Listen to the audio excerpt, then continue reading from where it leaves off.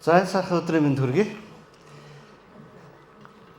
Өөр үндэстнүүд ирээд биднийг гэрчлэлээр итгэл үнэмшлээр тонхоогож байгаа нь бидэртээ яг нэг санал нийлж байна те. Ойрд бид нар яг нэг тийм мэлгээлтийн уур амьсгалтай сайн мэдээний төлөө зүрхтэй нэм гарагийн цуглаан болгонд илгээтийн тухай ярьж байгаа, явсан тухайгаа ярьж байгаа, аврагдсан хүмүүсийн тухай ярьж байгаа. Үнэхээр онцгой байна. Өнөөдөр ням цэрэн дүү маань аав ээжээгээ дагаад дүүнэрээ хүүхдүүдэд дагуулад хүрээд ирсэн. Үнэхээр өрөөлтэй байна. Онцгой түүхэн өдөр ах олон чиний хувьд энэ онцгой ах энэ дотор байгаа бүх хүнд энэ цаг үнэхээр онцгой тийм цаг ах болно. Амен. Сая заяа маань хэлсэн эх 7 хоног Христ итгэгчдийн хувьд одоо түүхэн одоо цаг үе өдрүүд чухал өдрүүдийг сананд дурсдаг ийм өдрүүд байгаа тийм. Энэ 7 хоног болохоор эх 7 хоног юу болж байгаа хэрэг зэрэг эх нэмэг арт бид нар их эзний өвхлээс дахин амьлуулагдсныхаа баярыг тэмдэглэх болно. За өвхлээс амьлуулагдсан гэдэг маань бидний эзэн Есүс маань яасан гэсэн үг вэ? Үхсэн гэсэн үг тийм. Нас орсон гэсэн үг. Үхсэн. Тэгээ яагаад тэр үхсэн бэ? Яагаад тэр үхсэн нь тийм утга учиртай юм бэ? Үн цэнтэй юм бэ гэдэг өнөөдөр бид хэдүүлээ дахиж нэг санаж, дахиж нэг дурсаж тийм. Тэгээ ямар тийм их үн цэнээр олдсноо, аврагдснаа нэг ойлгож хүлээж авах. Бас нэг тийм утга учиртай өдөр гэж энэ цагийг бас сүсэглэж байна. Та бүхэн хүлээж авахд бэлэн байна уу? За бүгдээ хамтдаа 1-р Коринт 1-р бүлгийг гаргая. 1:18. За энд хэлсэн байна. Загалмайн тухай үг нь мөхөгчдийн хувьд мунхаглал бол аврагдаж байгаа бидний хувьд Бурхны хүч мөн гэсэн. Учир нь би мэрэгнийг мөхөөж ухаантнуудын ухааныг үгүй болгоно гэж бичигдсэн байдаг. Мэрэгэн хүн хаана вэ? Хуулийн багш хаана вэ? Энэ үеийн маргалдагч хаана вэ? Бурхан энэ ертөнцийн мэрэгэн ухааныг мунхаг болгоогүй гэж юу? Учир нь Бурханы мэрэгэн ухаандор ертөнц мэрэгэн ухаанаараа Бурханыг таньж мэдсэнгүй. Иймд тунхагласан мэдээний мунхаглалаар итгэгчдийг аврах нь Бурханд тааламжтай байсан юм аа. Учир нь юудэчүүд нь тэмдэг шаардаж, грекүүд нь мэрэгэн ухааныг хайдаг. Бид харин цовдлогдсон Христийг тунхагладаг. Энэ нь юудэчүүдэд бүдрүүлэх сад харийнханд мунхаглал болдог агаад харин дуудагдагчдад буюу юудэ грекүүдийн хин хинд нь Христ бол Бурхны хүч хийгээд Бурхны мэрэгэн ухаан болдог юм аа. Учир нь Бурхны мунхаглал хүмүүсээс илүү мэрэгэн, Бурхны мөхс нь хүмүүсээс илүү хүчрхэг юм аа. Ах トゥ нараа та нар дуудлагаа санагтун. Тэгэхэд мах бод талаасаа мэрэгэн хүн олонгүй, хүчрхэг хүмүүс олонгүй. Язгууртнууд ч олонгүй байлаа. Харин Бурхан цэцтэйг хичээхийн тулд ертөнцийн мунхгийг сонгож, хүчтэйг нь хичээхийн тулд ертөнцийн мөхсийг сонгожээ. Байгцдыг хүчингүй болгохын тулд энэ ертөнцийн дорцыг мөн гологдогчдыг буюу юу ч бишийг Бурхан сонгосон гэжээ. Ингэх нь Бурханы өмнө ямар ч мах бодыг сайрхуулахгүй тулд болоо. Түүний үйлснээр та нар Христ Есүс дотор байгаа бөгөөд тэрээр бидэнд Бурханаас ирсэн мэрэгэн ухаан, зөвхт байдал, ариусл ба золид болсон юм аа. Ингэснээр сайрхагч нь эзэн дотор сайрхаг гэж бичигдсэн байх аж. Ах トゥ нараа та нар дээр очихдоо би та бүгдэд үг яриа мэрэгэн ухааны дамгаалаар Бурханы нууцыг тунхаглаж очиагүй. Учир нь та нарын дунд би Есүс Христ буюу цовдлогдсон түүнээс өөр юу ч мэдэхгүй байхаар шийдсэн юм. Мөхөстөл, айдас, үлэмж, чичрэл дор би та нарт хамт байсан. Өгөмж, тунхагламж, мэрэгэн ухааны ятгалгийн үгээр бос харин сүнс ба хүчний илэрлээр байсан нь итгэгч нь хүмүүний мэрэгэн ухаанд бос харин Бурханы хүчинд байхын тулд байлаа. Төлөвсөн хүмүүсийн дунд бид мэрэгэн ухааныг ярьдаг. Ингэхдээ энэ үеийн мэрэгэн ухааныг бус ариж одох энэ үеийн өдөрдөгчнийхийг ч бус харин бидний алдрын төлөө уюудаас ч өмнө Бурхан урдаас тогтоож нүүс дотор нуусан Бурханы мэрэгэн ухааныг бид ярьдаг. Үүнийг энэ үеийн захирагчдаас хэн ч мэдсэнгүй. Хэрв тэд мэдсэн байсан бол алдрын эзнийг цовдлохгүй байгаас. Гэвч нүд үзээгүй, чих сонсоогүй. Хүний зүрх сэтгэлд ороогүй юмсыг Бурхан өөрийг нь хайрладаг хүмүүст бэлджээ гэж бичигдсэн ёсоор болжээ. Гэвч Бурхан үүнийг сүнсээр бидэнд илчилсэн юм. Учир нь сүнс бүх зүйлийг тэр байтугай Бурхны гүн юмсэгч нягтладаг ажгүй. Харин бодлыг дотор нь буй сүнснээс өөр ямар хүн мэдэх вэ? Түүнчлэн Бурхны сүнснээс өөр хинч эс мэднэ. Бурхан бидэнд бэлгэлсэн юмсыг мэдхийн тулд бид ертөнцийн сүнсийг бус харин Бурхны сүнсийг хүлээн авсан юм. Бид үүнийг хүний мэрэгэн ухааны сургасан өсөй бус харин сүнсний сургаснаар сүнслэг зүйлсийг сүнслэгт нь тайлбарлан ярьдаг. Харин төрлөх хүн Бурхны сүнсний зүйлсийг хүлээж авдаггүй. Ийм хүнд эдгээр нь мунхаглал бөгөөд сүнслэгээр цэгнэгдэх учиртай ил зүйлсийг тэр мэдэж чаддаггүй. Харин сүнслэг нь бүхнийг шүүдэг байхад түүнийг хинч шүүж цэгнэдэггүй. Тэгээд түүнд зааварлах хуцаар эзний оюун ухааныг хэн мэдсэн юм бэ? Гэвч бидэнд Христийн оюун ухаан бий. Коринт хотынхан Дэж Паулын энэ захлыг бичиж байгаа цаг үе ямар байсан бэ гэхээр зэрэг Грекийн соёл маш их нүүрлж ирсэн эдүүчүүдийн зан заншил ард түмэнд грекүүд юугаар алдартай байлаа? Грекүүд мэрэгэн ухаанаараа алдартай. Тэндээс маш олон алдар суутнууд, маш олон нээлтүүдийг одоо гаргаж ирж исэн. Одоо тийм грекийн гүн ухаанч бүдэр сонсч байсан тийм. Энэ грекүүдийн өнөөгөр амирхэр алдартай тийм байсан байгаа.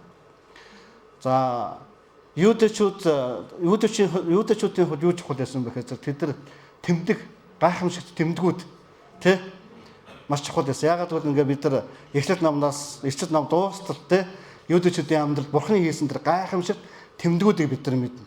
Тэр 10 гамшигуд тэр өвчтөе хүмүүс эдгэрж ирсэн. Тэр олон зүйлсүүд тэдний амьдралд маш их нөлөөлж ирсэн. Тийм учраас тэд нар тэмдэг шаарддаг гэсэн.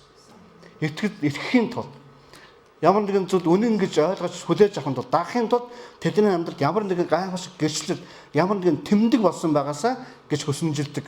Тийм ард түмэн байсан. Яг ийм түүхэн цаг үе, яг ард түмнүүд яг ийм байх цаг үед нэг сургаалт, нэг цоошин сургаалт орж ирсэн. Ямар сургаал байсан бэхээр зэрэг загалмайн үг. Цовдлогдсон Есүсийн тухай сургаал орж ирсэн баг. Тэгээд яг энэ үед энэ сургаал тэр грекийн сургаалтай юудэчүүдийн тэр үзэл бодолтой зөрчилдсөн. Тэгээд тэдний хувьд ямар мунхаг сургаал вэ гэж хэлж байгаа. Ямар мунхаг юм ярьж байна энэ Паул. Энэ цовдлогдсон Есүсийн тухай сургаалыг тухайн цаг үеийн юу гэж хэлсэн гэж байна. Мунхаг штэ. Ийм юм байж болох юм уу гэж тэд нар эсэргүүцсэн байна. Тийм учраас Илж Паул гэж загалмаа үг нь мөнхөж байгаа хүмүүсийн хувьд мөнхөглөл юм аа. Харин аврагдаж байгаа бидний хувьд энэ бол аврал юм аа. Энэ бол Бурхны хүч юм аа гэдгийг хэлсэн байна. Тэгэхээр сая 1-2 дугаар бүлэг дээрээс бид нар ингээд тоомлоод ингээд харах юм бол энэ загалмаа үг нь болохоор зэрэг нэгдүгээр Бурхны хүч. Бурхны хүч. Хоёрдугаарт энэ сургаал нь Бурхны нууц юм аа. Нууц. Гуравдугаарт нь энэ загалмаа үг нь, загалмаа номлол нь, загалмаа энэ үйл явдал нь Бурхны мэрэгэн ухаан юм аа. Харин хүний оюун ухаанд бол энэ Бурхны энэ мэрэгэн ухаан нь мунхаглал байсан. За яг та нарын хувьд мунхаглал. Гэхдээ Бурхан өөрийнхөө энэ мунхаглалаар аврах нь түүнд таалагдсан гэж. Хэн ч энийг оюун ухаанаар ойлгож мэдэж авч чадахгүй. Хэн ч энийг ингэж энэ сургаалыг өөрийнхөө төрлөх арын шангаараа төрлөх бодлуудаараа хүн хүлээж авч чадваргүй. Тийм гүн гүнзгий үйл явдлын загалмай тэр болсон байхгүй. Тийм ч учраас хүний нүд үзээгүй, чих сонсоогүй, зүрх сэтгэлд нь хизээж орохгүй гэж. Тийм юм би та нарын төлөө бэлдсэн гэж. Энэ нь яг юу байсан бэ гэхээр зэрэг энэ нь загалмай байсан байхгүй. Өнөөдөр Христ сэтгэлийн бүх сургаалуудын цөм нь загалмай юм аа. Цөм нь яг загалмай өгөх юм. Энэ нь бүр ингээд бүтээлийн эхнээс энэ нь ихшигц, энэ нь нууцлагдсан, энэ нь далдагц. Гэхдээ иш үзүүлэгчдэр энэ нь олон хүмүүсээр дамжуулан хэлэгцээр дэс энэ нэг юм зүйл болно гэдэг. Гэхдээ хэн ч ухаараагүй. Энэ 2 дугаар бүлэг дээр юу гэж хэлсэн бэ? Хэрвээ тэд нар энийг ойлгосон бол гэж байгаа. Ухаарсан бол гэж байгаа. Хинэнч эзэн Есүс Христийг цовдлохгүй байх гэсэн гэж. Тэгэхээр 1-р зууны үед орж ирсэн энэ шин сургаал, энэ Грекийн тэр гүн ухаантнуудтай зөрчилдөжсэн тэр сургаал, юудэчүүдийн тэмдэг гайхамшгуудтай зөрчилдөжсэн энэ сургаал, энэ номлол тэднийг үнэхээр яасан мэхэ зэрэг алмаар бас. Тэгээд тэд нар оюухандаа хүлээж авч чадваргүй, тэд нар энэтэй нэг цэгнэж чадахгүй, тэд нар оюуханаар цэгнээд дийлэхгүй байсан учраас бүгд эсэргүүцсэн. Ийм юм байж болохгүй гэж тэд нар түлхсэн баг. Харин Бурхны сүнстэй хүмүүс энийг ойлгоно гэж. Ариун сүнсээр энэ нь ойлгогдох боломжтой юм аа. Амен. Тийм учраас өнөөдөр ариун сүнс энэ үгийг бидэнд тайлж өгдөг, ирчилж өгдөг. Бурхны сүнстэй хүмүүс. Энэ сүнсгүй бол энэ зүгээр үсэг гэж хэлсэн баг. Энэ зүгээр үсэг. Үсэг бол хөнөөдөг, сүнс бол ам өгдөг гэж. Бид нар ариун сүнсгүйгээр энэ үгийг ойлгож хүлээж авах мах бодын дагуу, төрлөх хүний дагуу боломжгүй байдаг. Тийм учраас сая 1-2 дугаар бүлэгтэр төрлөх хүний тухай, сүнслэг хүний тухай бас ярьж байгаа. Тэгэхээр загалмаа бол Бурхны юу гэсэн? Хүч чадал юм аа. Ямар хүч чадал вэ? Загалмаа дээр юу болсон бэ? Ямар юу болсон бэ? Бүгдээ гадаад 3 дугаар бүлгийг гаргая.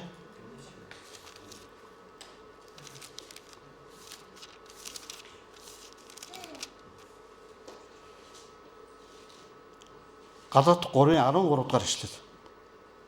Христ бидний төлөө хараал болсноороо биднийг хуулийн хараалаас золсон юм. Учир нь модон дээр үлгэгдсэн хүн бүр хараагдсан юм гэж бичигдсэн байдгаа гэж. Тэгэхээр энэ мод бол хараал. Энд гимийн дагуу гимийн төлөөсийг төлөхөөр энэ бол цаазын ялтай хүмүүсийн очдог тэр газар. Тэгээд Есүс бидний өмнөөс хараад болсон гэж. Бид нар хараагдсан байсан. Бид нар өвөг дээдсээс үе удмаараа үндэснээр ах дүүсээр хамаатан саднаар үе үеэрээ бид нар хараагдсан байсан. Бурхны хүч чадал гэж яг юу хэлээд байна? Энэ загалмаа дээр юу болсон бэ гэхээр энэ загалмаа дээр юм төгссөн, юм дууссан байхгүй. Юу дууссан бэ? Хараал дууссан. Үе дамжсан хараал дууссан. Үе дамжсан өвчин дууссан. Энд хорт хавдрын тэр үе удмууд тэнд төгссөн. Тэр гмийн тэр харанхуун тэр нөлөөнүүд тэнд тусцсан. Гмийн шийтглийн тэр бүх зүйлүүд өнгөрсөн 7 хоногудад бид нар 2 дугаар Самуэль номоос Давидын гим нүглийн хараалт үр дагаврыг бид нар судалж байгаа. Үнэхээр харанхуй Библийн харанхуй нэг хэсэг түүхийг Давидын амьдралын харанхуй нэг хэсэг түүхийг бид нар уншиж. Тэгээд эзэн Эхлэл номон дээр хэлсэн. Хэн нэгний гим нүглийг хэн шийтэгдэн түүний 3-4 үед нь нөлөөлнө гэдгийг хэлсэн баг. Ийм үр дагавартай ба. Хараал гэдэг зүйл болохоор зэрэг ингэж дамжиж явдаг зүйлийг хэлж байгаа байхгүй. Ингэж дамжиж явдаг зүйл. Тэгээд Есүс энэ загалмаа дээр нэг зүйлээр дээр нэг үйл явдал, нэг түүх дээр цэг тавихыг хүссэн. Тийм учраас Есүс загалмаа дээр юу гэсэн мэхээс зэрэг ингээд бүх юм дууслаа гэж. Ингээд бүх юм дууслаа. Энэ үг үнэхээр итгэмжит үг шүү. Энэ үг үнэхээр бидний үнэхээр нар мандуулах тийм үг шүү. Ингээд нэг юм дуусгаж байгаа. Энд ингээд нэг тийм хууль биелэгдэж байгаа. Хууль биелэгдэж байгаа. Эзэн өөрийнхөө хуулийг үгүйсэхээр ч юм уу Есүс Христ хуулийг үгүйсэхээр ирээгүй гэсэн тий. Тэр бүр хуулийг биелүүлэхээр ирсэн. Тэгээ хуулийг биелүүлж чадаагүй хүмүүсийн тэр үрийг төлөхөөр энд ирсэн. Тэгээ хуулийг биелүүлж чадаагүйхэн улмаас бид нар хараал иржсэн. Бид нар өвчин зовлон иржсэн. Бид нар хүлээсүүд иржсэн. Бид нар харанхуй байсан. Бид нар төрлөх хүн байсан. Бид нар ямар ч нэг гэгээлэг зүйлийг олж харахтай боломжгүй, итгэл найдваргүй, мөхсөн, өгсөн тэр үеийнхэн байсан. Харин Есүс энэ загалмаа дээр цовдлогснороо эдгэр зүйлс цэг тавьсан юм аа. Амен. Тоолдоо номон дээр нэг юм хорт могоо арт өмнөдийг хатгадаг те. Яагаад хатгадаг вүлээ?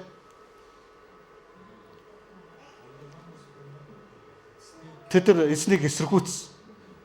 Эзний томилсон тослогцсон хүмүүсийг эсэргүүцсэн. Тэд нар ингээд байр суурь эрх мэдлийн төлөө тэмцэлсэн. Тэд нар эзэнд итгээгүй. Тэгээд хорт могоо галт магаанууд орж ирээд тэгээд хатгуулсан нь өвчсөн. Тэгээд тэд нар аврал хайсан. Гэмшсэн. Бид нар аврагдмаар байна. Өршөөгөөж бид нар энэ зүйлээс гэтлгэж өгөөч гэж. Тэгээд Бурхан Мосед нэгэн тэмдэг өгсөн ба. Ямар тэмдэг өгсөн бэ гэхээр зэрэг нэг хүрэл могоо хийгээд олонний өмнө нүдэн дээр харагдах газар байрлуул гэж хэлсэн ба. Тэгээд могоод хатгуулсан хүн, хорт могоод хатгуулсан хүн тэр хүрэл могоо руу харах үед эдгэрнэ гэж хэлсэн ба. Тэгээ энэ бол яг итгэж шаардсан зүйл байхгүй. Өнөөдөр ингээд хор тавдартай хүн, өнөөдөр ингээд өвчтөй хүн, өнөөдөр ингээд нэг ямар нэгэн зүйл хүлээс байгаа хүмүүс яг ингээд загламаа дээр очиод эзэнт гэмшээд залбираад очно гэдэг энэ ингээд тийм оюун ухаанаар тооцоож нэг дээр нэг тэнцүү хоёр гэж бодох боломжгүй үйл явдал байхгүй юу? Энэ нь яг тийм ингэж хийвэл итгэл гэсэн итгэлийн алхам байхгүй юу? Амен. Түрүүн ах маань гоё хэлсэн те. Бид нар ингээд нэг сонсоод яваад байдаг. Ингээд нэг цуглаанд яваад байдаг, сонсоод яваад байдаг. Тийм хүмүүс харин ингээд нэг юм шалгуурт гарч үзээч. Сонсныхаа загуу үүдэж үзээч, хийж үзээч. Энийг юм өөртөө шалгуурт оруулж үзээч гэж. Амен. Тэгээ энэ бол Бурханы хүч юм аа. Загламаа дээр бид нар ирснээрээ бид тэндээс ам, аврал, эдгэрэл, эрхчлөлөө авдаг юм аа. Амен.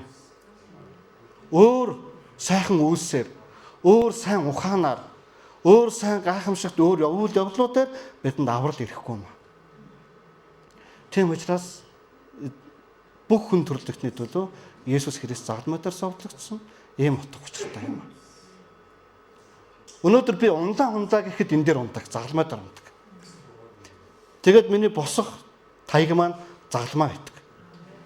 Миний өршөөгдөх шалтгаан нь загламаа байдаг. Дахиад сэргийг зогсох, дахиад эзэнтэй холбогдох тэр холбоос нь загламаа байдаг. Үүнээс цааш унах газар байхгүй. Бид нар Христ итгэл дотор энэ Бурханы хүч, энэ бидний хувьд аврал юм аа. Энэ бол итгээгүй хүмүүсээ одоо мөхөж байгаа хүмүүсээ мунхаглал юм аа. Тийм аврал байж болох юм уу? Цус нүжээ асууруулаад ичгүүр болоод өөрийнхөө төлөө юу ч хийж чадаагүй тэр нэгэн модон загламад цовлогдож өгсөн тэр нэгэн хүнд би амьдралаа даатах юм уу? Би түүнд найдах юм уу? Эн чинь бодлож олж бодохгүй тийм зүйл байж тээ. Эн чинь мунхаглал штэ гэж. Миний том ах, ууган ах маань надад яг ингэж сургаалаар ингэж үзчихсэн. Би энэ амьдралдаа ингээ сайн сайхан амьдрал болоо. Би тэр там дочнууд, яваачин дочнууд надад ямар ч хамаа байхгүй. Би ерөөсөө энэ амьдралдаа би гэж тэгжсэн. Тэг амьдралаа сүүлийн 3 сар нь манай сүмд явсан гэт. Ягаад гэвэл өхөлтэй нүрт тус, хорт тавдард. Эдгний хорт тавдард тус. Тэгээ яг энэ үед аврал гэж нэрээ өнөхөр байгаа юм. Би үхээд хаана очих юм бэ гэж. Тэгээд Бурхан түүнийг өршөөс. Одоо би ахыгаа Бурхантай хамт байгаа гэж итгэдэг. Амен.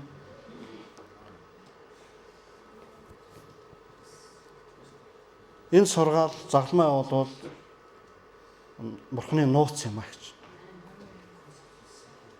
Бурханы нууц юм. Тэгээд энэ нь миний нүдэнд үзэгдээгүй, чихэн сонсогдоогүй, зүрх сэтгэлд орохооргүй тийм зүйл байсан. Тийм зүйлийг та нар юу гэж бодсон? Генетийн их олз ашиг гэж бодсон уу? Үгүй. Тэр чинь байдаг юм байхгүй юу?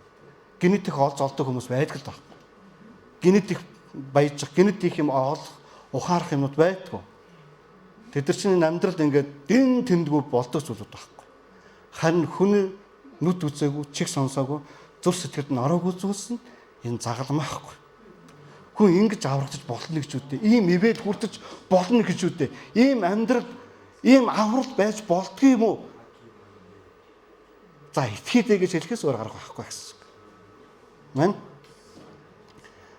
Дараад нь энэ бол Бурханы мэрэгэн ухаан юм аа. Тэгээд ариун сүнсээр дүүрэхтэй, ариун сүнсээр баптизм хүртэхдээ бид нар Бурханы агууг бид нар мэддэг. Бурханы энэ дотор саяуч дотор нэг юм сайрхлын тухай орж ирсэн тийм үү? Хинэж өдөр хизээж хэн нэгнээрээ сайрхуулахгүй тулд гэж. 2012 оны нэг дэлхийн төгсгөлийн нэг тухай киног нэг үзчихсэн нь. Тэр кинонд нэг том усан онгоцон дотор баячууд ороод байгааз. Тэгээд тэр кино ингээд нэг юм баян хүн мөнгөтэй хүмүүс ингээд нэг тийм одоо сүрэл ирэхэд дэлхийн төсгөл ирэхэд ингээд аврагдах юм шиг тийм агуулгатайгаар ингээд нэг тийм ингээд өнгө аястай тийм кино болчихсон. Үгүй байхгүй. Хэн нэг нэр алдраараа аврагдахгүй байхгүй. Хэн нэг амар их гим нүгэлтэй байлаа гэдэг гээгдэхгүй байхгүй. Энэ загламаа өгөхөд бүгдэд тэнцүү адил хүртээмжтэй байхгүй юу? Энд ингээд загламад ялгуурлах сэтгэл байхгүй. Бүх хүн төрлөختөө бүгдээр гим нүгэлтэй. Бүгдээрийнхэн төлөө өгсөн баг. Энд элдв шашин шүтгчд орж байгаа. Элдв зүйлсд хамгийн гол нь тэд нар итгэж тэд нар дагах нь маш чухал. Энэ зөвхөн ядуучуудын төлөө хийсэн үйлдэл биш аахгүй. Иохан 3:16 ертөнцийг үнэхээр хайрсан гэж. Бүхний төлөө аахгүй. Эрүүд хүн байна, өвчтөй хүн байна, ухаантай хүн байна уу, гачигдсан хүн байна уу, ядууч өдөө байна, амжилттай хүн байна, амжилтгүй хүн байна уу? Бүгдээрийнхэн төлөө энэ загалмаа өгөхөд бүгдээрэнд нь хүртээмжтэй байхгүй. Энэ Бурханы мэрэгэн ухаан юм аа. Амен. Гэтэл хүмүүс ингээд нэг тийм сайхан байж байгаад аврагдчих гээд байгаа. Нэг гоё ээж байгаад аврагдчих гээд байгаа. Эсвэл тэгээд өрөвдүүлж байгаад мөхөс ээж байгаад аврагдчих гээд байгаа. Тийм юм өрөөсөө байхгүй. Аврал нь бүгдээрээ ижил үнцэнтэй юм аа. Амен. Ирэх 7 хоногудад та нар сайн мэдээний 4 номонд ирэх Христийн зовлонгийн загламаар очсон түүхүүдийг уншаасаа, бясалгаасаа, энийг нэг ингээд хүлээж аваасаа гэж хүсэж байна. Залбирах юм бол Бурхан сонсдог. Библи унших юм бол Бурхан надтай ярьдаг. Та нар Бурхантай ярмаар байна уу? Та нар Библи уншихаас өөр арга байхгүй. Бурхан өөрийгөө сонсуулмаар байна уу? Залбирахаас өөр арга байхгүй.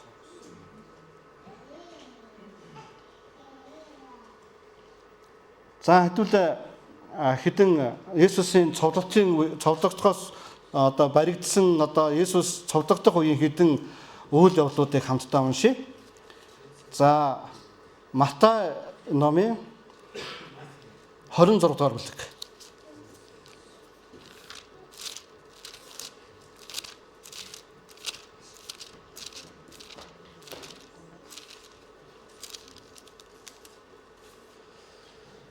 За 1-р ишлэлээс 4-р ишлэл хүртэл Есүс энэ бүх яриагаа дуусаад шав нартаа 2 хоногийн дараа алгасал баяр болохыг та нар мэднэ. Хүний хүү цовдлуулахаар тушаагдна гэлээ. Тэр үед тэргүүн тахилж Кайфын ордонд ахлах тахилч нар болон олонний ахлагчид цуглаад Есүсийг залилан барьж алхаар хувилцгаав. Гэхдээ тэд ард олонний дунд өөмөн гаргахгүй тул баярын үеэр болохгүй хэмээцгээвэ гэж. За нэг хэсэг нөхдүүд Есүсийг барьж алах тухай яаж юм? Хувилдаан зохион байгуулж байна те. За бүгдээрээ Есүсийг барьж аваа, ингэж барьж аваад ингэж алдъя. Тэдний Есүсийг алах гэдэг шалтгаан нь юу вэ? Алах гэдэг шалтгаан нь юу вэ? Тэ Есүс нэр алдарт гарцсан. Түүний сургаал нь, түүний хүмүүс хандж байгаа хандлага нь өөр. Хүмүүс Есүс рүү хошуурж ирсэн. Тэд нар атаархал асаа болдог. Тэд нар идэх талхахныхаа мөнгнөөс болоод тэгээд тэд нар Есүсийг алахыг хүссэн. Тэгээд энд нэг зүйл гарч байгаа. Есүс болохоор зэрэг 2 хоногийн дараа юу болно гэж байна? Алгасал баяр болох гэж байна гэж.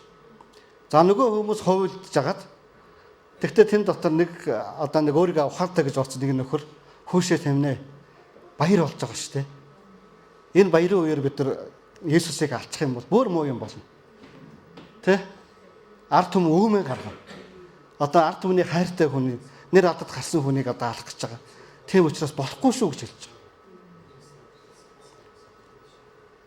За алгасал баяр гэж юу вэ? Өнгөрсөн 2-7 хоногийн өмнө Димитри пастор номлосон байгаа тийм алгасал баярын тухай. Алгасал баяр израильчуудын хувьд, юудэчүүдийн хувьд онцгой түүхэн үйл бодол жил болгон тэмдэглэдэг баяр нь байсан байна. Одоо манайхан шиг одоо наадам тэмдэглэдэг, цагаан сар тэмдэглэдэг шиг юм уу те. Ингээд нэг тийм үндэсний хэмжээний тийм том баяр болдог. Тэр баярын зоог нь юу гэхээр зэрэг хоргоны мах иддэг. Тэгээд усан үзмийн дар суудаг. Тэгээд эсхийгөө талах иддэг. Баярын зоог нь тийм. За тэгээд энэ баярын одоо тэмдэглээрэ гэж хэлсэн израильчууд загсан эзний хүсэл юу байсан бэхээр зэрэг тэр өдөр юу босныг та нар дараагийн үеүүдэд ярьж өгөхийн тулд гэж. Өөр хүүхдүүд чинь энийг тэмдэглэж яхахын тулд энэ зүйл энэ баярыг тэмдэглэжээ гэж. Баярын гол үйл явдал, баяр хийхин гол утга учир шалтгаан нь өчигдөр юу болсон бэ? Өнөөдөр би яагаад тэмдэглэж байгаа юм бэ гэдгийг баяр энэ цикл дотор оршдог.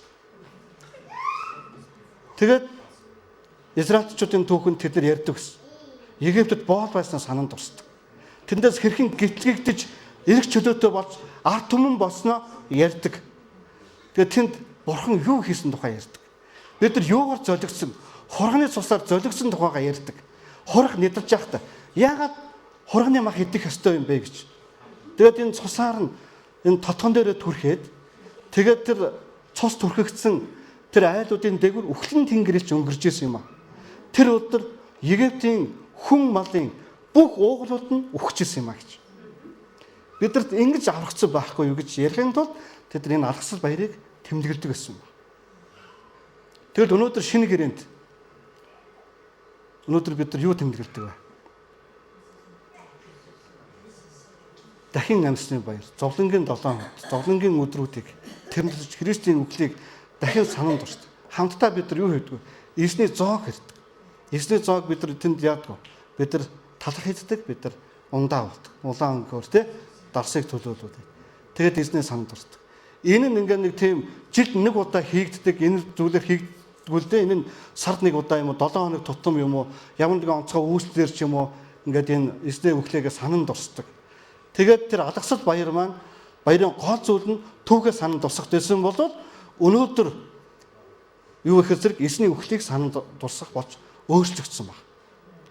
Тэгээд бид нар хайрын зоог барихтаа, эзний зоог барихтаа бид нар юунаас гэтлэгснэ, яаж гэтлэгснэ, яаж аврагсан тухайга дурсан сандаг. Ийм онцгой зүйл байна. За тэгээд хүмүүс болохоор зэрэг амар ухаантай цагнаад энэ баяраар Есүсийг алмааргүй байсан. Гэхдээ Есүсийн хүсэл, Есүс өгч хэлсэн. Алгасал баяр 2 хоногийн дараа болноо. Би удахгүй тэр өдөр өөхөх болно гэж.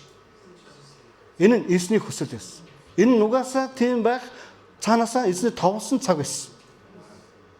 Тэгээд наагур нь хүмүүс ингээд хувилдаад арга ухаан зайлт хэрэглээдэж энэ зүйл болов. Харин эзэн хийсэн товлсон цагтаа хүссэн зүйлээ хийсэн. Цогцолгохоор тушаагдсан. Тэгэхээр Есүс цогцолдогдно гэдэг юм аа нөө хэний хүсэл байх нь вэ? Энэ Бурхны хүсэл. Есүсийн хүсэл байсан. За бүгдээр 26 дугаар бүлгийнхээ хаашаага уншаад 53 дугаар ишлэлээр очие.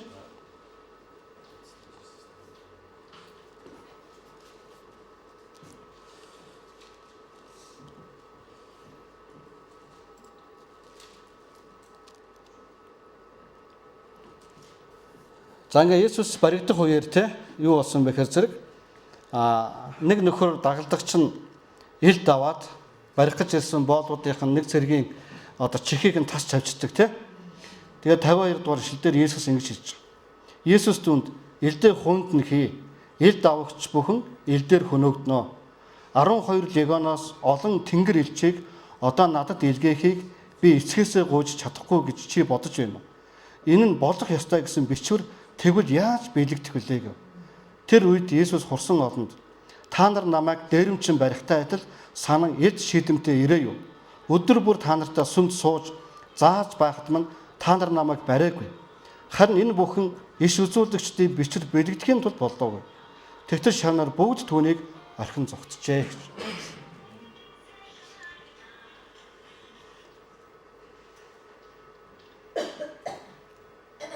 Дагалдагч нар нь Есүсийг бариулмааргүй байна. Өхүүлмээргүй байна. Тэ? Толдмаар байна. Элд аваад ингээд үзэлцмээр байсан. Тэгээд Есүс үгүй. Энэ болох ёстой юм болох гэж байгаамаа. Нэг бичвэр биелэгдэх гээд байгаамаа, тэ? Хэрвээ үнэхээр ийм зүйл болох ёсгүй гэж болох юм бол би нэг юм хийж болох байхгүй юу гэж байгаа. Тэр нь юу байсан? 12 легион тэнгэр элчийг төвдөөс илүү гэж байгаа шүү. Тэнгэр элчийг би эсгээсээ гуйхад эцэг минь надад өгөхгүй гэж юу. Гэхдээ энэ үг хийхгүй. Ягаад гэвэл эцэг маань би ч нэг зүйлийг мэдчихэж байгаа. Бичвэр биелэгдэх ёстой. Тэр бичвэр нь юу юм бэ? Есүс залмаатай цовлогдоод үхээд дахин амьлуулах тухай тэр бичвэр. Тэр үеийн Ромын эзэнт гүрний армийн одоо нэг армийг одоо легион гэдэг байсан байна. Тэгээд ойролцоогоор 4,000-аас 6,000 хүнтэй нэг армийг нэг легион гэдэг. Тэгэхээр 12 легион тэнгэр элч гэхээр зэрэг хэдэн мянган тэнгэр элч ирэх боломжтой байх нь. Тэ 72,000 тэнгэр элч ирээд тэгээд Есүсийг өхүүлэхгүйгээр цоглуулахгүйгээр хамгаалж болох боломжтой юу? 12,000 тэнгэр элчийн легион тэнгэр элчийн эсрэг зогсох хүч хүн төрлөختөнд байгаа юу? Байхгүй. Би ингэж гуйж болох л байсан. Гэхдээ энэ эцгийн хүсэл биш. Нөгөөдгөл эцгийн хүсэл юм аа гэж хэлсэн байна. Энэ дотор юу байгаа вэ гэхээр энэ дотор Бурхны хайр байгаа.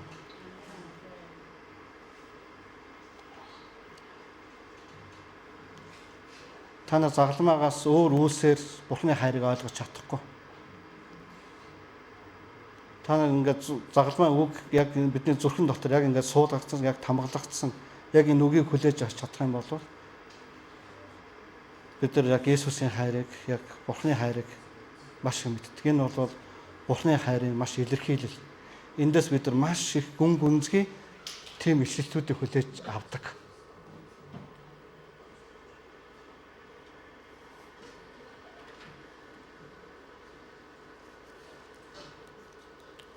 Марк 15-ын 16-аас 20.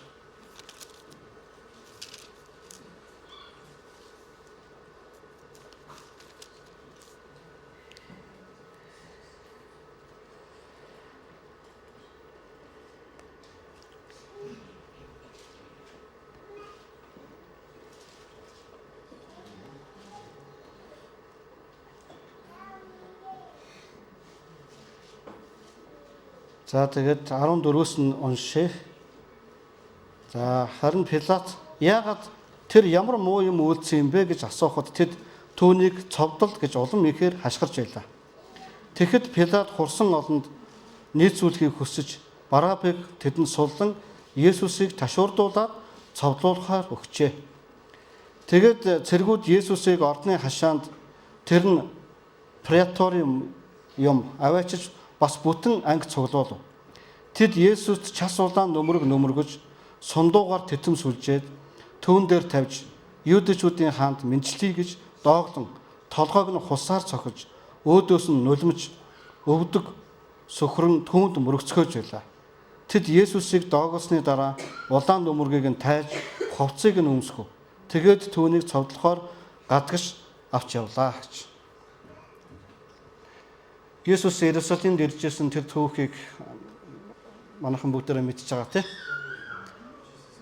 Тэгээд ард түмнүүд найзуур мод бариад бүгдөө нөмөргөө газарт дэвсээд тэгээд Хосаана Давидын хүү хаан ирлээ гэж хашгиралдан баяр хөөр ухтан тэгээд дудран унсан одоо Есүс Иерусалим руу орж ирж байгаа. Тэгээд хүний мөн чанар хүн бол өрөнд ийм. Хүн нэг өдөр тэнгэрт тутал магтаж чадна. Нэг өдөр газар дор ортол хэлж чадна. Хүн угаасаа хүний мөн чанар угаасаа л юм. Нэг өдөр тэр хүнээс өөр илүү сайн хүн байгаагүй, маргааш нь тэр хүнээс илүү муу хүн байхгүй болдог.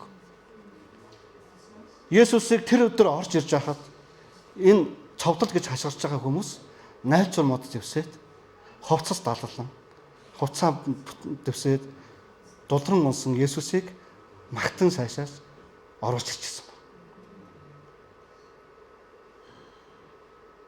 Тэгээд хэдхэн хоногийн дараа бүгд энэ хүн юу хийсэн гэд та нар энэ харийн хаанаар, харийн захирагчаар түүнийг одоо цогцолох гэж шийтгэх гээд байгаа юм байна гэж.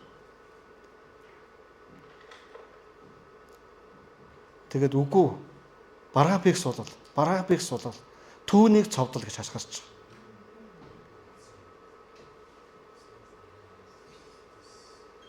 Тэгээд дараа нь Пилат Есүсийг ташуурдах тушаал өгч байгаа. Өдөр тэр ташуурын зовлонг мэдэн тэ.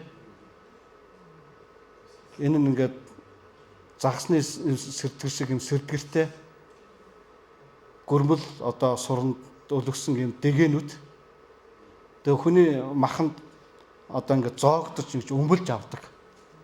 Тийм ташуур авахгүй. Тэгээд ташуурынх нь тоон нэг хүнийг ташуурдахдаа гэмтнийг ялтныг ташуурдахдаа хэдэн удаа ташуурддаг гэсэн мэт зэрэг 39 удаа ташуурддаг. Тэгээд энэ ташуурын орноос бүтэн үлдэх эд эрхтэн гэж байдаггүйсэн. Ер нь бол энэ ташуураас болж өгдөг.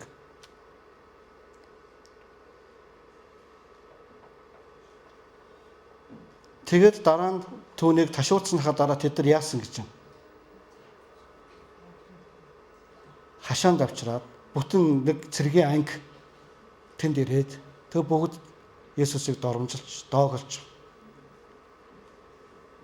Тэгээд тэр ташуурдуулсан тэр яр шарахтай тэр ямар ч эрүүл эдээс үлдээгүй тэр биен дээр тэд нар улаан нөмрөг нөмөрч. Тэр улаан нөмрөг нь болохоор зэрэг хааныг тодтгсон хааны тэр нөмрөг. Тэгээд тэр нөмрөг тэр цус нүчтэй тэр шарахтай тэр биенд ингээд наалтдаг. Ингээ бүр ингээд наалтдаг. Тэгээд сундуугаар одоо юу хийгээд тэтэм хийгээд гэж.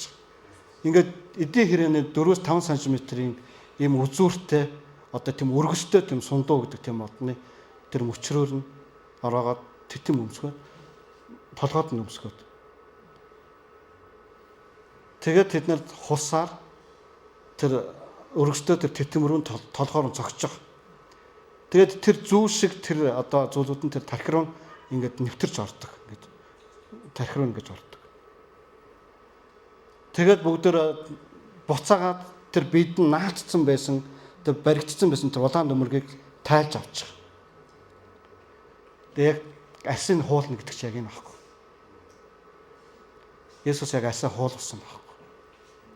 Бид нар ингээд нэг юм шаргатчаад гараад энэ тэр боочоод болт хийх гээд тэр хуулахад бид нар яаж янгуучилдаг вүлээ те. Яаж ингэж өвдөлт мэдэрдэг те. Бүтэн бие нь шарахтаа тэр хүн дээр нөмөрчөд тэрийг нь хуут татж тайлж. Тэгээд толгоор нь тэр өргөж тэтэм өмсгөө толгоор нь цогч. Левит номон дээр нэгэн тахлын нэг ойлголтыг бидэд өгсөн.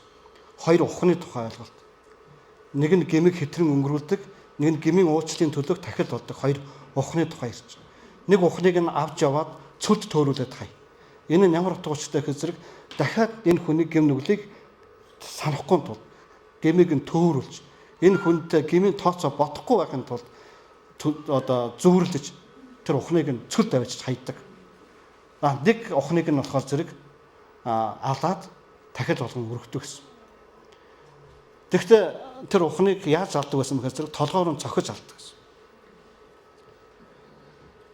Тэгээд Есүс яг бидний гмийн төлөөх яг тэр ухам гэсэн. Яг тэр бидний гмийн уучлалын төлөөх тэр бидний өмнөөс доог тохуу болсон, тэр бидний өмнөөс ичгөр болсон. Тэгээд тэд нар яагаад ингэ толгоор ингэ цогч байгаа вэ? Энэ юм утгатай байхгүй. Тэд нар энийг мэдэхгүй байхгүй. Тэд нар ингэ тэр хүнийг нэг бослог өмнө дэгдэж байгаа нэг нөхрийг л даах болчихно гэж бодож байгаа. Гэхдээ нөгөө нүд үзээгүй, чих сонсоогүй, зүрх сэтгэлд ороогүй тэр зүү тэнд болж байгаа. Тэнд тэр цогч байгаа хүнийхэн төлөөх уучлалын төлөөх дахил тэнд өргөгдөж байгаа гэсэн.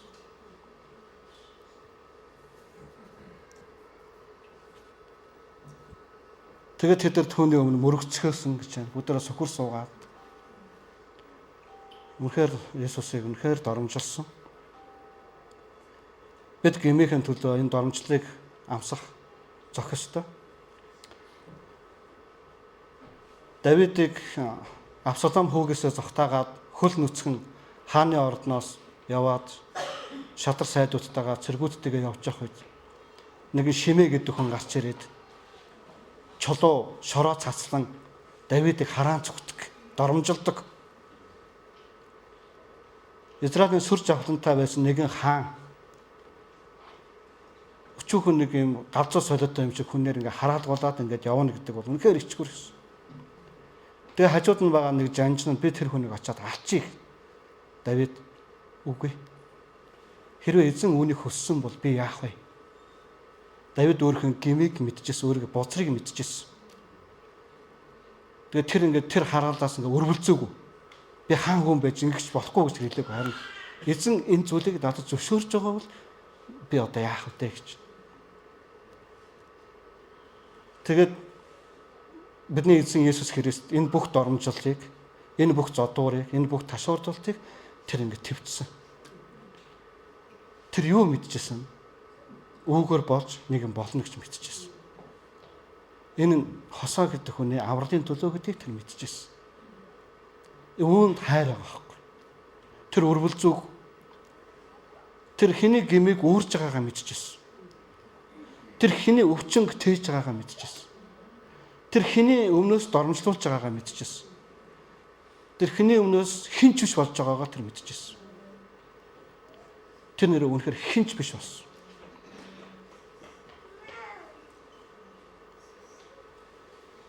Бид нар энэ үйлсээр аврагдсан байхгүй. Энэ загалмаа байхгүй.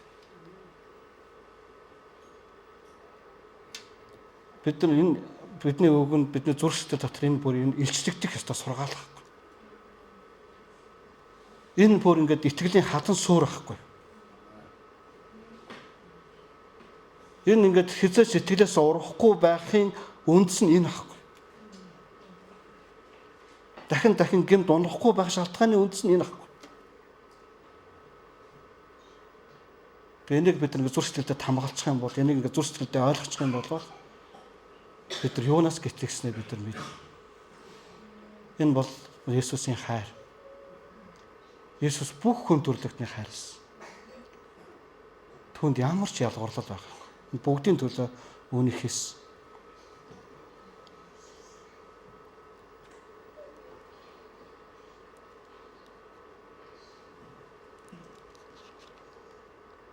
Йохан номдэр бүгдээр очие.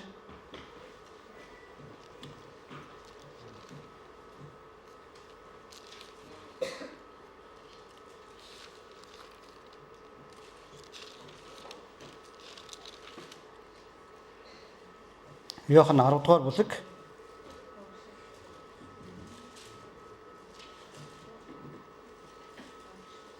17 дугаар ишлэл.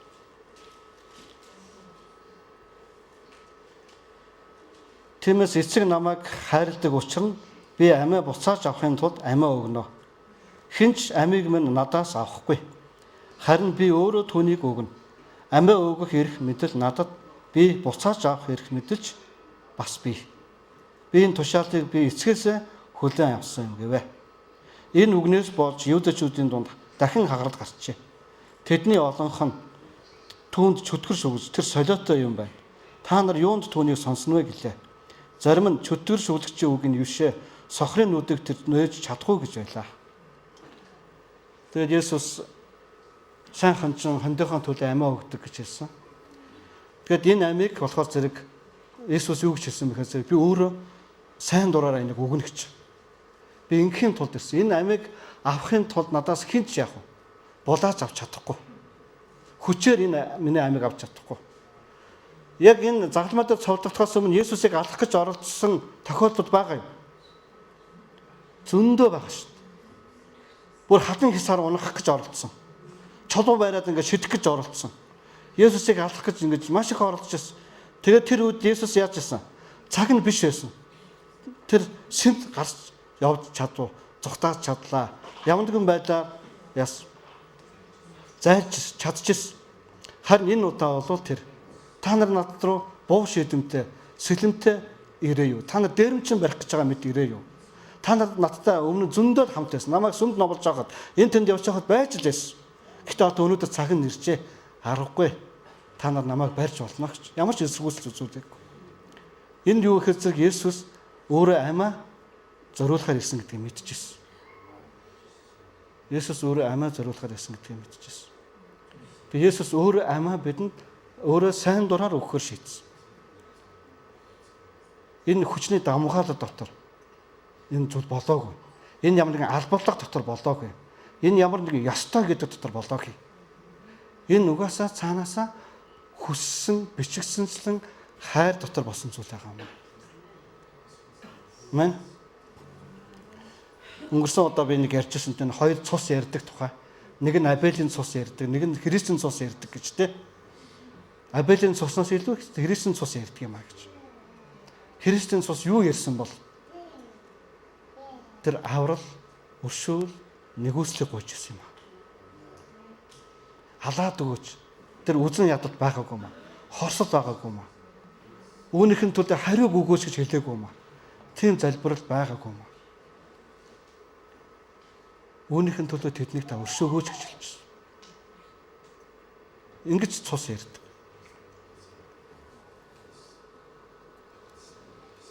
Иохан номын 19 дугаар бүлэг дээр өгдөр очие.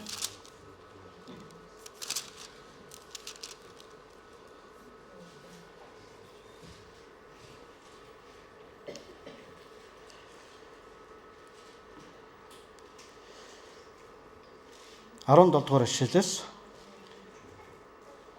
Есүс загламайгаа өөрсөөр еврейгээр Голгота буюу гавлын газар хэмээх газар руу яв. Тэнд түүнийг өөр хоёр хүний хамт Есүсийг дунд нь нөгөөдүүлийг нь хоёр талд нь цовдлжээ. Пилат мөн пайзан дээр Назарын Есүс Юдэчүүдийн хаан гэж бичээд загламаа дээр тавилав. Есүсийг цовдлсон газар хотоос холгүй байсан бөгөөд пайзан дээр нь еврей, латин, грекээр бичсэн тул олон Юдэ үүнийг уншижээ. Юдэчүүдийн алах тархилч нар Пилатад Юдэчүүдийн хаан гэж биш, харин түүний би бол Юдэчүүдийн хаан гэснийг бич гэв. Пилат бичснээ би бичсэн юм гэлээ. Цэргүүд Есүсийг цовдлоод гадуур хувцсыг нь авч цэрэг бүрд нэг хувиар 4 хэсэг хуваажээ. Дотор хувцсыг нь ч бас авчээ. Энэ нь ямар ч ойдолгүй дээрээс нь битүү нэгсэн дотор хувцс байлаа. Тэд хоорондоо үүнийг урахгүй харин хэнийх нь болохыг шодцгоё гэв. Энэ нь тэд гадуур хувцсыг минь дундаа хувааж хувцсны минь төлөө шодсон гэсэн бичвэр бэлэгдэхин тулд ажээ. Тиймээс цэргүүд үүнийг үлджээ. Харин Есүсийн загламаан дэргэд Есүсийн их мөн ихийнх нь эгч болон Клопын ихнэр Мария бас Магдалийн Мария нар зогсож байсан юм. Есүс ихийгээ болон хайртай байсан шавья ойр зогсохыг хараад ихтэй эмэгтэй хараач хүүчсэн гэв. Дараа нь шавьдаа хараач эгчнэ гэж айлдав. Тэр цагаас шавь нь ихийг нь гэртээ аваачив. Үүний дараа Есүс бүх юм эдүгэ гүйцэснийг мэдээд бичвэр бэлэгдэхийн тулд би цангаж байна гэлээ. Дүүрэн цагаан цуутай сав тэнд байжээ. Тэд цуу шингээс нь 70 хөвөнгө балууны мөчөрд торгоож Есүсийн аманд хүргэв. Есүс цууг амсаж гүйцэлтэйгээд тэргүүнээ гудаалган сүнсээ өргөжээ. Дотор хувцс гэж ямар хувцсыг хэлдэг вэ? Юуг дотор хувцс гэж хэлдэг? Бандаж төрсөг мөн үү? Тэр дотор хувцс гэдэг тийм. Есүсийн загламаас цоглогдсон зураг хөргүүдийг тэндээс харахтаа бид нар ямар байдлаар нь хардаг вэ? Яг энэ бэлгүүц хэсгээрээ цагаан даавуугаар орооцсон ч юм уу те. Тэмэрхүү байдалтай зургууд бидэндээ ихэнхдээ хардаг те. Тэгээд Есүс яг үнэндээ чармаа нүцгэн өчгөр болсон байхгүй. Түүний дотор хувцсыг нь тайсан. Тэгээд тэр олон зуун юудэчүүдийн өмнө тэр цагламаа дээр үнэхээр ичгөр болсон. Тэгээд хувцсыг нь хүлдээд тэр шодж ирсэн. Тэгээд шалтгаос харахгүй хувцас байсан байна. Битүү нэхээстэй майланган те. Тийм дотор хувцастай өмсөж ирсэн байна. Тэгээ бас нэг бичиг үйлдэхин тулд бас энэ хийгдсэн байна. Тэгээд гавлын гэдэг газар тэр болохоор зэрэг тийм одоо өхөгсөд оршуулгын одоо ер нь бол ингээд Юудэчүүдийн заншид оршуул болохоор яаж явдаг гэж маш нандин болдог байхгүй юу? Ингээ хадан бушин давж тавиад те. Ингээд тийм хүндэтгэлтэй ингээд оршуулдаг, өвөг дээдсийнх нь газар тавьдаг. Бид нар ингээд Эхлэл номноос ингээд Авраамийн үхэл ингээд оршуулгуудыг харах юм бол тэдний хувьд тэр нас орсон хүнийг хаан тавих гэдэг маш чухал байдаг гэсэн. Тэгээд энэ гавлын гэдэг газар бол зүгээр ингээд дээрэмчдийг алаад ингээд хаяад нохоо шувууны хоол болгоод тэгээд гавл гэдэг нь хүний арыг яс дүүрэн тийм газар гэсэн. Ямар ч тийм хүндэтгэлгүй ингээ хайдаг тийм газар байхгүй. Тийм газар ингээд Есүс ингээд гэмтнүүдтэй хамт ингээд цовдогдож байгаа.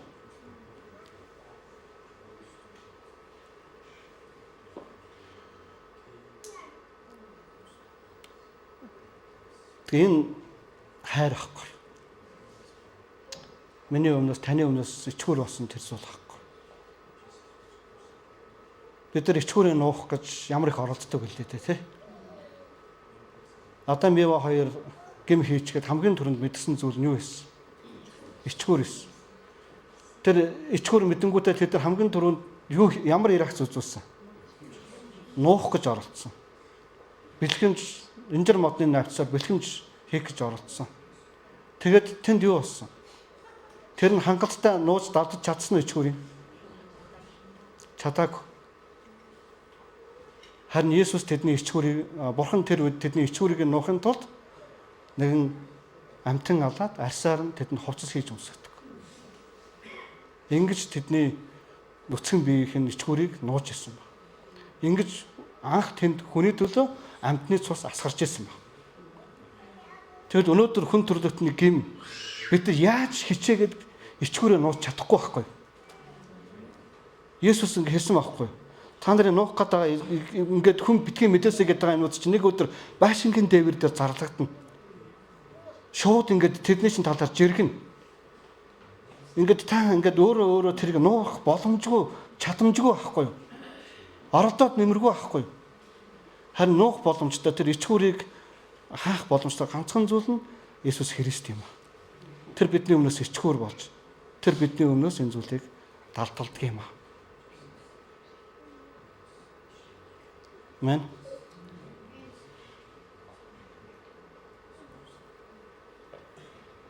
Тэгээд Есүс бүх зүйл гүйцэтдэгээ тэргүүнээ удаалган сүнсээ өргөжээ. Сайн мэдээний өөр номууд дээр Есүсийн хашгираан байдаг те. Лук ном дээр Ило лама сабахтани гэж асуусан. Бурхан минь та намайг юунд орхиж байгаа юм бэ гэж. Яг тэр үед Бурхан түүнээс нүрээ буурсан.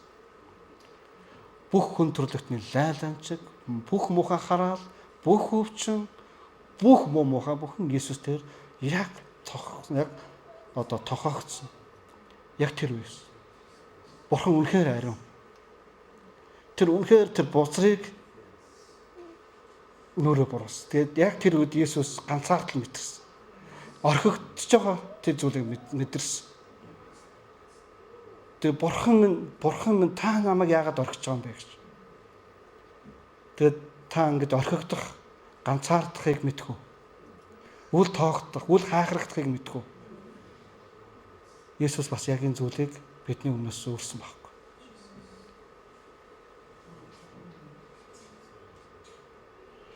Тэгээд яг тэр үед битүү харанхуй болсон. Газар хөдөлсөн. Сүмийн хөшиг цуурж урагдсан. Ингээд энэ нь олон тэмдгүүд. Тэгээд үхэгсэд бушнаас амьлуулагдсан. Өгсөн хүмүүс хос дотор явж ирсэн гэж. Энэ Есүс Христийн энэ үхлийн загалмаа дахин амьлаад үргэлж бидний өмнөө тавих гайхамшигтай үйл явдал байхгүй. Тийм учраас сүмд загалмаа гэдэг энэ шүтэн биш. Энэ ямар нэгэн дурсамж энэ түүхийг сануулж байхын тулд байхгүй. Бид загалмааг яагаад зүүлдэг вэ? Яагаад загалмааг эмгэг зүүлдэг вэ?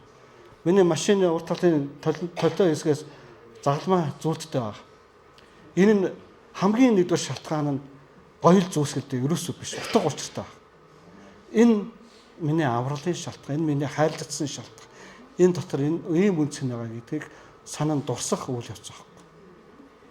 Манай би гэрээс ингээд гараад шүн ингээд гараад башингийнхаа орой дээр байгаа загалмаа гэртээ загалмаа харт. Ямар гоё гэсэн. Заримдаа ингээд тог тасарсан, эсвэл ингээд заримдаа манаач мань гэрлээ асаахаа мартцсан. Тас харахгүй ингээд гудмаар ингээд загалмаа байхгүй гот ингээд их сонир мэдрэмж төрдөг. Тэг гэс дахиж орж ирээд сүбэг хаалгыг нэгээд гэрлээ асаагаад загалмаагаа асаагаад нэгээд тайвширдаг. Энэ нэг тийм шүтээнд хүлэгдсэн хүний хэлбэр биш байхгүй юу? Энэ нэгээд энэ утга учир үн цэнтэй холбогдсон зүрх байхгүй юу?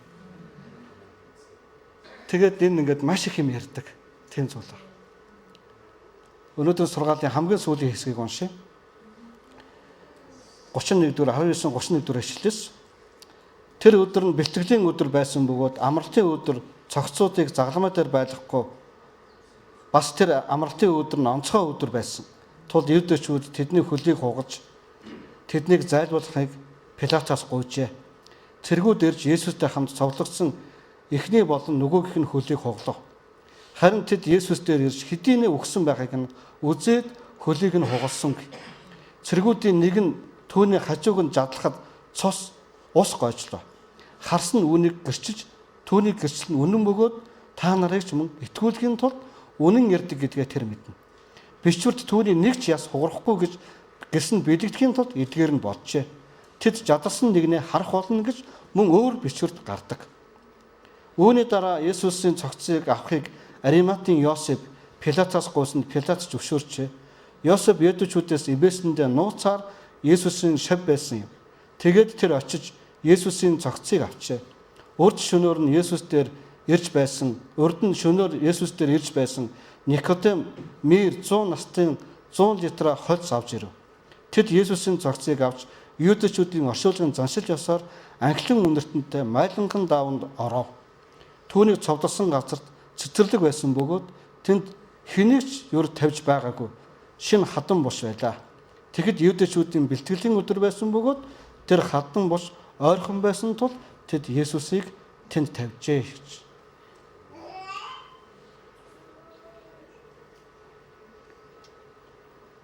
Есүсийн нэг ч яс нь хугалагдахгүй гэсэн тэр бичвэр биелэгдэхийн тулд Есүс үгсэн гэдэг тэр баталгаа яг энэ хэсэгт гарч байгаа. Есүс үгсэн гэдэг баталгаа нь юугаар хэлсэн бэ гэхээр түүнийг жадлахад түүний хавраг энэ хавьяас яасан бэ гэхээр ус гарсан бас юу гарсан гэж цус гарсан гэж. Цус амьд байх үедээ өгсөн хүний цус амьд байх үедээ ус цус хоёрыг холилдсон байдаг. Ялгарх боломжгүй байдаг.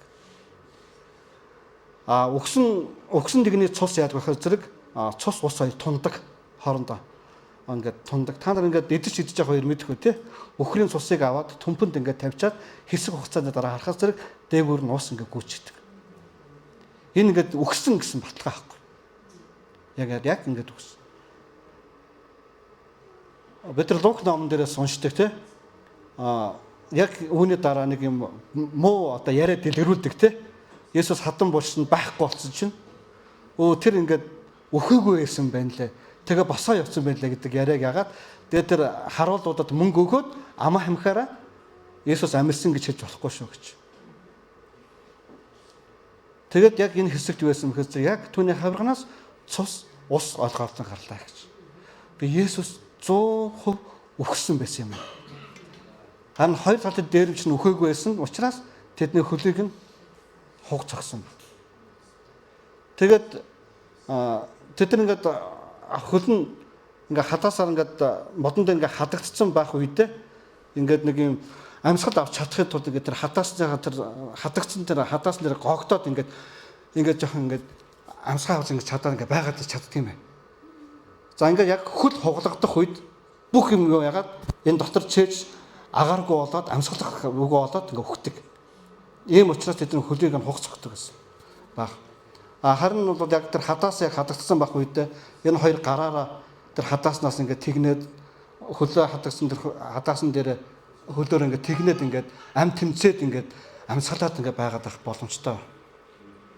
Тэгээ хурдан өхөөлөх тулд уг нь бол тарчилж энэ ингээд 2-3 өдрөөр ингэж тарчилж жагаад тэгж өөхөх ёстой байсан юм байна. Тэр өдөр нь амралтын өдөр, тэр өдөр нь дээгүр өнгөрөх баярын онцгой өдөр байсан учраас ингээд нэг өгсөн хүмүүс загалмаа дээр тарчлаад байхыг ингээд хүсэхгүй байсан учраас Пилатоос гуйгаад хурцхан шиг хөлийг хуглаад энэ ингээд өхүүлээд өгөөч гэж.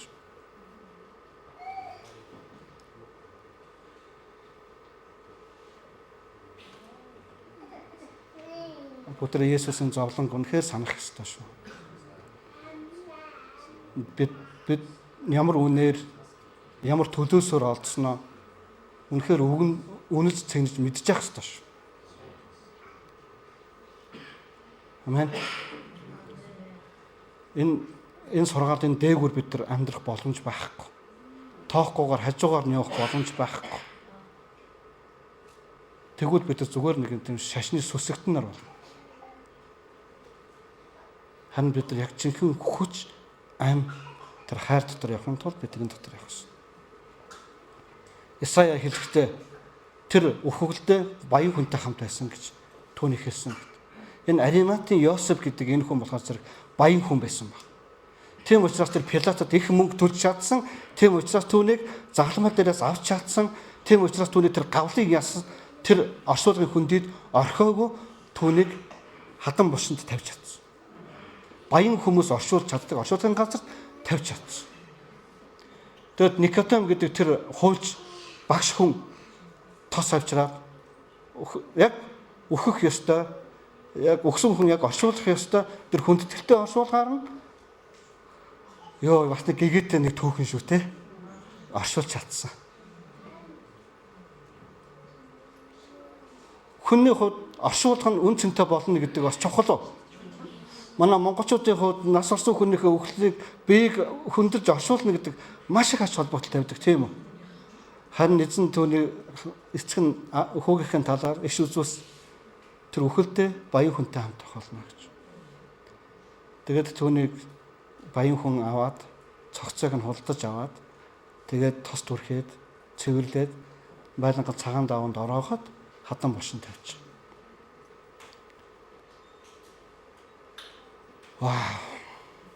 Энийг одоо бид нар үнэхээр зүрхэн сэтгэлдээ хамгаалаж инэрл гэж юу гэдгийг, нэгүсэл гэж юу гэдгийг, өршөөл гэж юу гэдгийг, хайр гэж юу гэдгийг. Тэгээд цаашид бид нар энэ талаар ярихдаа, энэ талаар хандлага үзүүлэхдээ бид жинхэнэ бодит болно. Амен. Энэ загалмай үнэхээр бодит юм аа. Амен.